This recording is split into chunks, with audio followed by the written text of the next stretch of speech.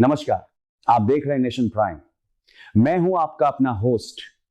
देश और दुनिया की हर बड़ी, सटीक और भरोसेमंद खबर सबसे पहले आप तक पहुंचाना हमारी प्राथमिकता है।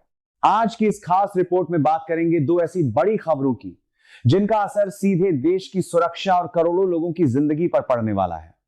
एक तरफ भारत ने पाकिस्तान को आतंकवाद पर दो टूक संदेश दिया है, तो दूसरी तरफ महाराष्ट्र सरकार ने महिलाओं को लेकर ऐसा ऐतिहासिक फैसला लिया है जिसकी पूरे देश में चर्चा हो रही है।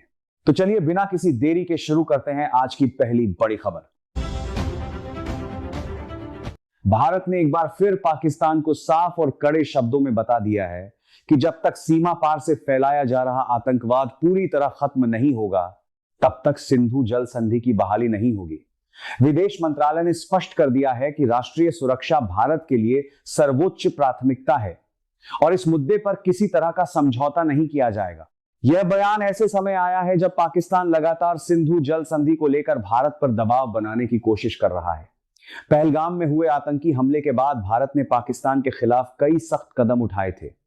उन्हीं फैसलों के बाद पाकिस्तान लगातार अंतरराष्ट्रीय मंचों पर इस मुद्दे को उठाने की कोशिश करता रहा है, लेकिन भारत का रुख पहले की तरह अटल बना हुआ है। दरअसल पिछले कुछ दिनों में पाकिस्तान के कई नेताओं ने सिंधु जल संधि को लेकर भड़काऊ बयान दिए थे। भारत पर दबाव बनाने की कोशिश की गई और कई तरह की चेतावनियां भी दी गई, लेकिन नई दिल्ली ने साफ कर दिया कि भारत किसी भी धमकी के आगे झुकने वाला नहीं है। विशेषज्ञों का भी मानना है कि भारत की यह नीति भविष्य के लिए एक बड़ा संदेश है। इससे यह साफ हो जाता है कि देश अब आतंकवाद के मुद्दे पर पहले जैसी नरमी दिखाने के पक्ष में नहीं है। राष्ट्रीय सुरक्षा से जुड़े मामलों में सरकार का रुख पूरी तरह स्पष्ट और सख्त है। अब बात करते हैं आज की दूसरी खबर की। महाराष्ट्र सरकार ने एक ऐसा ऐतिहासिक फैसला लिया है जिसकी पूरे देश में सराहना हो रही है। राज्य विधानसभा ने महिला किसान सशक्तिकरण विधेयक को सर्वसम्मति से मंजूरी दे दी है। इसके साथ ही पहली बार किसी राज्य में महिलाओं को आधिकारिक रूप से किसान का दर्जा देने का रास्ता साफ हो गया है। अब तक देश भर में लाखों महिलाएं खेतों में पुरुषों के साथ बराबरी से मेहनत करती थी। बुआई से लेकर कटाई तक, पशुपालन से लेकर डेयरी तक, खेती के लगभग हर काम में उनकी अहम भूमिका रहती थी। लेकिन जमीन उनके नाम नहीं होने के कारण सरकारी रिकॉर्ड में उन्हें किसान नहीं माना जाता था। इसी वजह से लाखों महिलाएं बैंक ऋण, फसल बीमा, सरकारी अनुदान और कई महत्वपूर्ण योजनाओं के लाभ से वंचित रह जाती थी। अब यह स्थिति बदलने वाली है। नए कानून के लागू होने के बाद खेती से जुड़ी महिलाओं को आधिकारिक रूप से किसान माना जाएगा।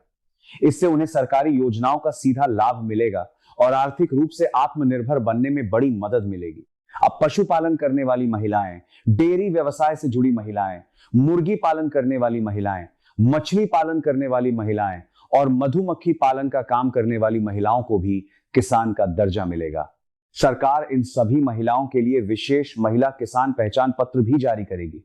इस पहचान पत्र के जरिए वे बैंक से ऋण ले सकेंगी, फसल बीमा का लाभ उठा सकेंगी, सरकारी सब्सिडी प्राप्त कर सकेंगी और कृषि से जुड़ी कई योजनाओं का फायदा सीधे उनके खाते तक पहुंचेगा।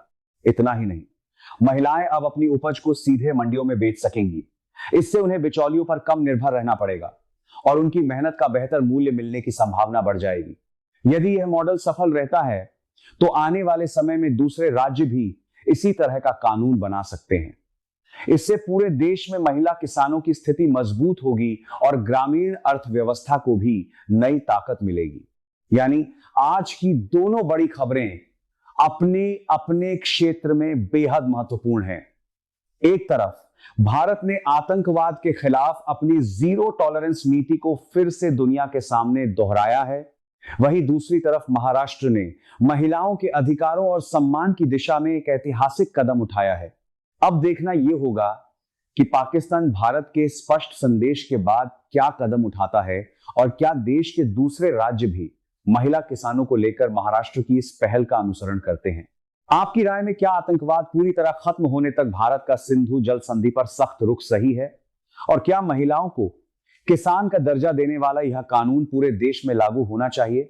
अपनी राय हमें कमेंट बॉक्स में जरूर बताइए। अगर आपको हमारी ये रिपोर्ट पसंद आई हो तो वीडियो को लाइक करें, अपने दोस्तों के साथ शेयर करें और नेशन प्राइम को सब्सक्राइब करना बिल्कुल ना भूलें, ताकि देश और दुनिया की हर बड़ी खबर सबसे पहले आप तक पहुंचती रहे।